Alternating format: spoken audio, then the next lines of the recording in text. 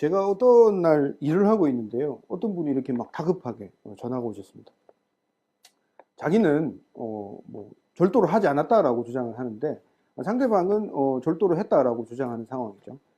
근데 자기는 결코 절도한 사실이 없고 결백을 증명하고 싶은데 방법이 없다. 아무도 나를 믿어주지 않는다. 뭐 이런 내용이었습니다. 자, 그런데 경찰이 이렇게 물어봤습니다. 거짓말 탐지기 하실래요? 자, 거짓말 탐지기 하면 내 결백이 증명이 될 수 있을까요?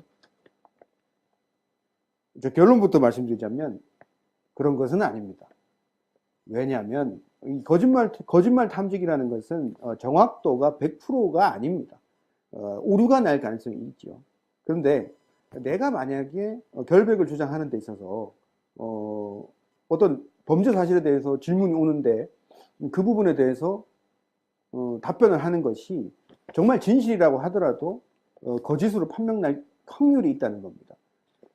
더군다나 거짓으로 진실을 얘기하고 있는데도 거짓으로 판명나는 또 다른 이유는 거짓말 탐지기 자체의 어떤 오류뿐만 아니고 대답하는 사람의 어떤 감정이라든지 그 다음에 당시 조사받을 당시 어떤 기분 그리고 뭐 여러 가지 주변 환경 여건들 때문에 영향을 받아서 뭐 심박수라든지 기타 여러 가지 신체적으로 영향을 받는 경우에 그러한 요인들 때문에 마치 거짓말을 하는 사람의 반응과 유사하게 나타나기 때문에 내가 진실을 이야기하더라도 거짓말 탐지기 결과는 거짓으로 나올 수 있다는 것입니다.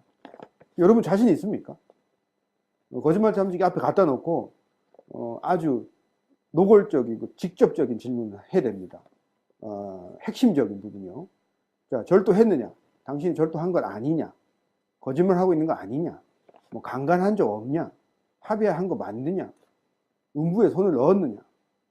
자, 이런 노골적인 질문 받았을 때 일단 첫 번째 굉장히 감정적으로 조절을 하기가 힘들고 좀 다소 흥분하는 기질이 있는 분들 같은 경우에는 거짓말 탐지기 응하시면 오히려 불리합니다. 왜냐하면 거짓말로 나올 수 있기 때문이죠.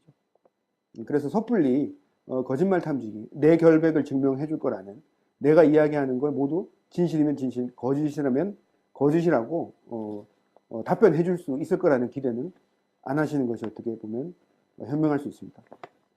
자, 특히 거짓말 탐지기 같은 경우에는 그 특징상 어떤 증거 능력이 인정되기 위해서는 굉장히 예외적인 경우만 어떤 인정이 되고 있습니다. 그리고 원칙적으로는 증거 능력이 없는 거죠.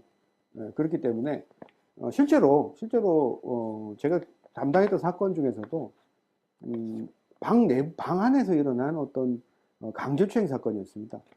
둘만 알죠. 가해자, 피해자. 근데 가해자하고 피해자 진술이 너무 다릅니다. 가해자는 그렇게 하지 않았다. 피해자는 그렇게 했다라고 주장하는 상황에서 가해자가 이야기하는 것이 거짓말이고 피해자가 이야기한 것이 진실로 실제로 결과가 나왔었습니다. 그런데 검사의 처분은 어땠을까요? 정반대였죠. 가해자가 무혐의 처분을 받았습니다.